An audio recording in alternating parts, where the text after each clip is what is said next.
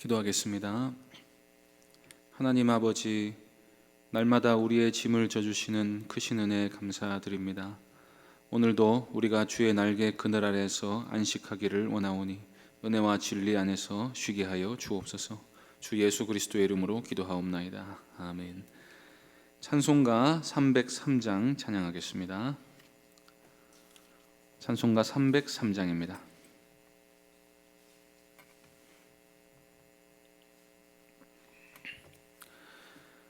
찬송가 303장 함께 찬송하겠습니다. 날 위하여 십자가에 중한 고통 받으사 대신 죽은 주 예수의 사랑하신 은혜여, 보배로운 피를 흘려 영영 죽을 죄에서 구속함을 받은 우리 어찌 찬양 안 할까. 예수 안에 있는 우리 한량없이 즐겁고 주 성령의 위로함이 마음속에 차도다. 천국 음악 소리 같은 은혜로운 그 말씀 끊임없이 듣는 우리 어찌 찬양 안 할까.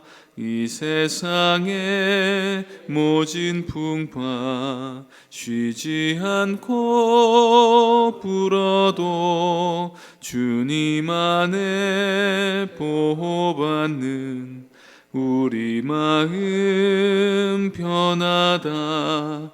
늘 깨어서 기도하고 저 천국을 바라며 주님만을 기다리니 어찌 찬양 안 할까.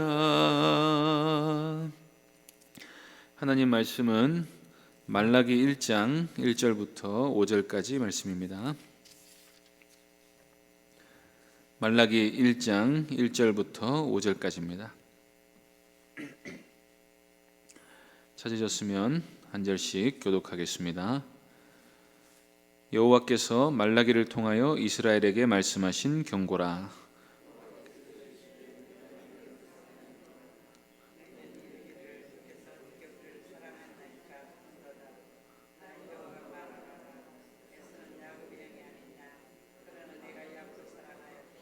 에서는 미워하였으며 그의 산들을 황폐하게 하였고 그의 산업을 광야의 이리들에게 넘겼느니라.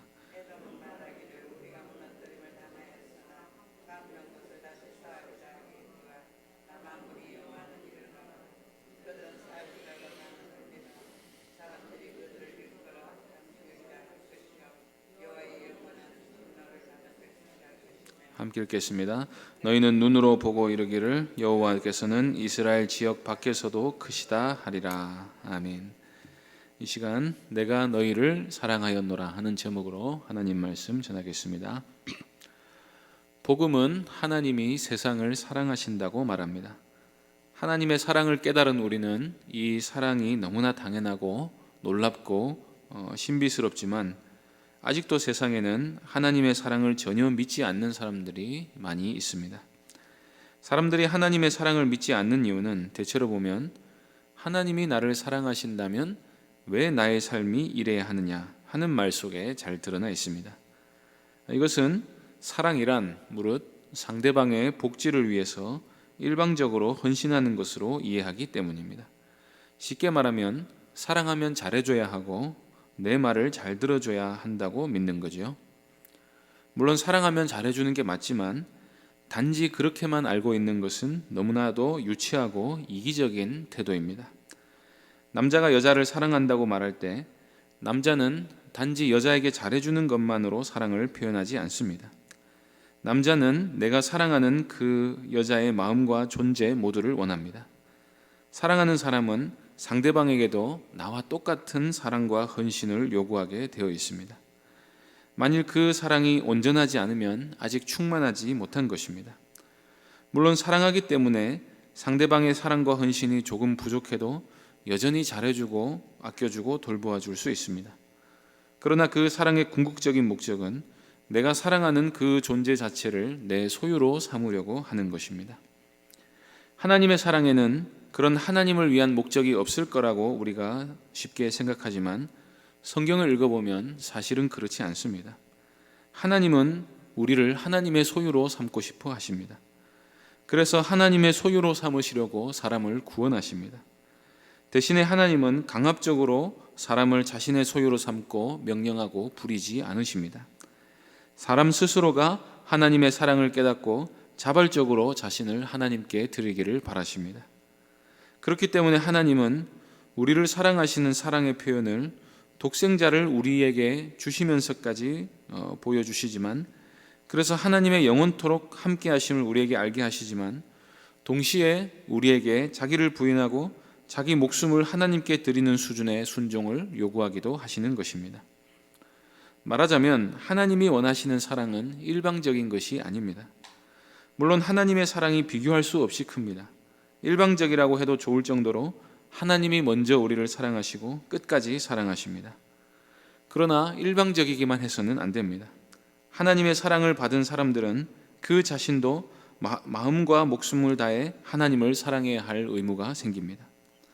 그러나 의무감으로 사랑하는 것이 아니라 하나님의 사랑에 적극적으로 반응하는 사랑이어야 합니다. 다행인 것은 하나님이 우리에게 사랑을 요구하실 때 그 사랑은 하나님의 사랑에 대한 반응을 우리에게 보이라는 것입니다. 우리가 하나님을 먼저 사랑하는 것은 불가능하고 혹시 가능하다 할지라도 한결같을 수 없습니다. 그러나 하나님이 우리를 사랑하시되 대한 반응으로 감사하고 감격하고 기뻐하고 찬송하는 것은 우리의 의무일 뿐 아니라 특권입니다.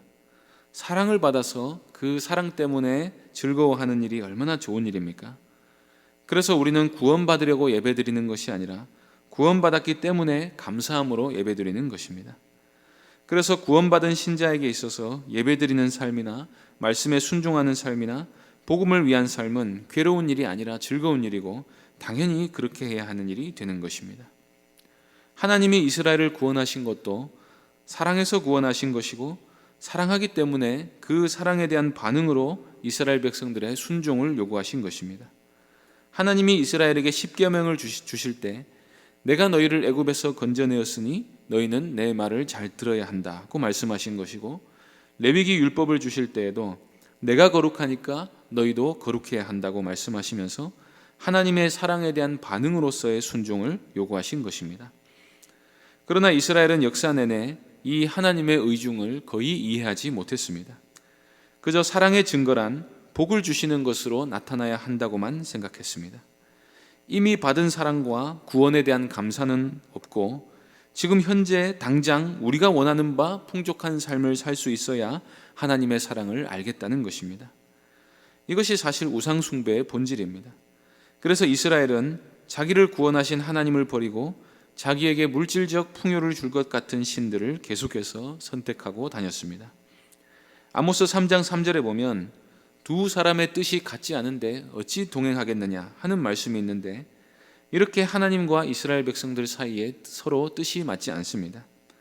그래서 사람은 항상 자기 욕심을 이루어 달라고 하나님께 떼를 쓰고 하나님은 절대적으로 하나님의 뜻에 대한 순종을 끝까지 요구하십니다. 하나님이 변하실 리는 없으니 유일한 해결책은 사람이 회개하고 하나님께 돌아가는 길뿐입니다. 그래야 살 수가 있습니다. 사람이 살 길은 하나님의 뜻에 자신의 뜻을 맞추는 길밖에 없습니다. 하늘의 뜻이 땅에서도 이루어져야 우리가 구원을 받을 수가 있는 것입니다. 그래서 하나님은 이스라엘에게 끝까지 회개와 순종을 요구하십니다. 아무리 힘들어도 결코 포기하지 않으시고 이스라엘 백성들이 하나님을 전심을 다해 따르기를 원하십니다. 하나님의 노력의 결과 이스라엘은 형식적인 우상 숭배를 완전히 버리게 되었습니다. 바벨론 포로에서 돌아와 성전을 제거한 유대인들은 이제 다시는 다른 신을 섬기지도 만들지도 않았습니다. 하나님은 그들을 사랑하고 기뻐하셔서 그들에게 소망과 위로의 말씀을 주셨습니다.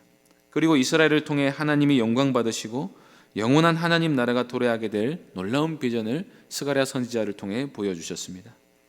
이것이 하나님의 구원이고 사랑이었고 앞으로 이스라엘이 순종하면 할수록 율법에 약속된 복을 다시 누릴 수가 있게 된 것입니다. 그런데 문제는 유대인들이 자신들의 순종과 헌신을 지나치게 과장하고 하나님의 사랑을 별로 잘 믿지 않았다는 데 있습니다. 유대인들은 단지 우상 숭배하지 않고 제사 잘 드리고 있다는 것을 가지고 자신들이 복을 받을 거라고 기대했습니다. 그러나 그들은 여전히 율법을 어기고 있었습니다. 단지 우상 숭배하지 않았다, 그거 하나만 있었을 뿐이지 제대로 하는 것은 하나도 없었습니다. 그것은 그들이 하나님께 대한 마음이 없었기 때문입니다. 그래서 하나님을 섬기는 모든 일을 형식적으로 했습니다. 그러면서 우리가 하나님이 원하시는 대로 다 해드렸는데 하나님이 우리를 너무 박대하시는 것 같다고 생각했습니다. 그러면서 하나님이 정말로 우리를 사랑하신다면 우리를 잘 살게 해주셔야 하는 것이 아닌가라고 생각했던 것입니다. 즉 이스라엘은 하나님이 우리를 사랑하시는 증거가 무엇입니까? 라고 물었던 것입니다. 본문 2절 말씀을 보시겠습니다. 여호와께서 이르시되 내가 너희를 사랑하였노라 하나 너희는 이르기를 주께서 어떻게 우리를 사랑하셨나이까 하는도다. 나 여호와가 말하노라 에서는 야곱의 형이 아니냐 그러나 내가 야곱을 사랑하였고. 이스라엘은 평소에 하나님의 사랑의 증거가 무엇인가, 왜 우리는 여전히 이렇게 힘겹게 살아야 하는가 하는 질문을 스스로에게 던지고 있었지만 그것을 말로 표현하지는 않고 있었습니다. 속으로 불만이 있었던 거죠. 그런데 하나님이 이스라엘의 불만을 폭발시키는 말씀을 하십니다. 내가 너희를 사랑했다라고 말씀하신 것입니다. 이런 말씀을 왜 하시겠습니까? 하나님이 답답하신 것입니다.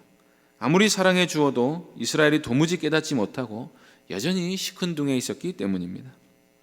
이 내가 너희를 사랑했다 하는 한마디 말씀에 유대인들이 크게 반발합니다. 주께서 어떻게 우리를 사랑하셨습니까? 뭘 가지고 우리를 사랑한다고 말할 수 있습니까? 하나님이 우리를 사랑하신다면 왜 우리를 이렇게 못 살게 두십니까? 사랑하시면 돈을 주셔야 하는 거 아닙니까? 사랑하시면 건강을 주시고 우리 자녀들을 잘 되게 해주셔야 하는 거 아닙니까? 하나님이 그렇게 이스라엘을 사랑하셨다는데 이스라엘은 하나님이 우리를 사랑하셨는지 도무지 모르겠다는 것입니다. 이 유대인들의 반발은 사실 하나님께 큰 상처가 되는 말입니다. 남편이 아내에게 내가 당신을 사랑합니다 라고 말하면 나도 당신을 사랑합니다 하는 말이 돌아와야 정상이지요. 그런데 내가 당신을 사랑합니다 라고 말했는데 당신이 뭘 어떻게 나를 사랑했는데요? 라고 하는 말이 되돌아오면 남편은 엄청난 충격을 받게 됩니다. 사실 사랑을 증명해 보라는 말만큼 상처가 되고 대답하기 어려운 말도 없습니다. 사랑을 어떻게 증명해야 합니까? 내가 사랑한 건 사실인데 심장을 꺼내서 보여줄 수도 없고 또 마음이 뭐가 중요하는 식으로 대드니까 말문이 턱하고 막히게 되는 것입니다. 이때 하나님은 하나님이 이스라엘을 사랑하신 증거로 역사를 되돌아보라고 말씀하십니다. 그동안에 사랑했기 때문에 이스라엘을 위하여 행하신 수많은 일들이 있었습니다. 그 한 가지로 하나님은 내가 야곱은 사랑했고 에서는 미워했다고 말씀하십니다. 3절도 보시겠습니다. 에서는 미워하였으며 그의 산들을 황폐하게 하였고 그의 산업을 광야의 이리들에게 넘겼느니라. 야곱은 이스라엘을 말하고 에서는 에돔을 말합니다.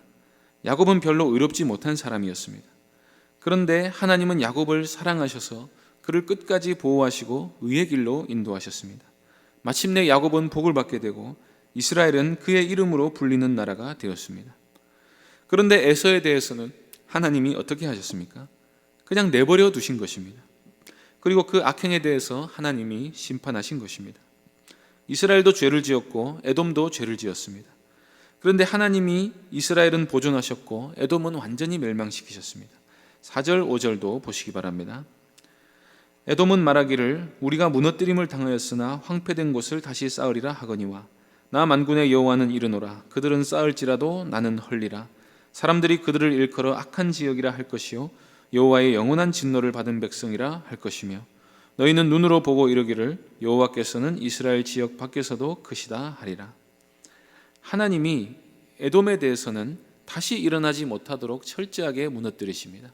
혹시 에돔이 다시 재건하겠다는 생각을 한다 할지라도 하나님은 다시 하실 것입니다.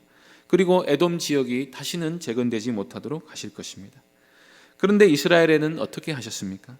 죄질로 따지자면 이스라엘도 똑같이 악했습니다. 그래서 이스라엘도 에돔과 같은 대우를 받았어야 하는데 하나님이 이스라엘만큼은 보존하시고 회복의 은혜를 베푸신 것입니다. 죽어 마땅한 우리가 살아있다는 사실만으로도 하나님의 사랑을 우리가 좀 믿어야 하지 않겠습니까? 그런데 이스라엘은 하나님 앞에서 자신의 모습을 되돌아보기는커녕 이 하나님의 사랑을 의심하고 원망했습니다. 우리가 하나님의 사랑을 의심할 때를 보면 일이 잘 풀리지 않거나 우리 스스로가 행복하지 않다고 느낄 때입니다. 그럴 때 십자가에 달리신 예수 그리스도를 바라보시기 바랍니다.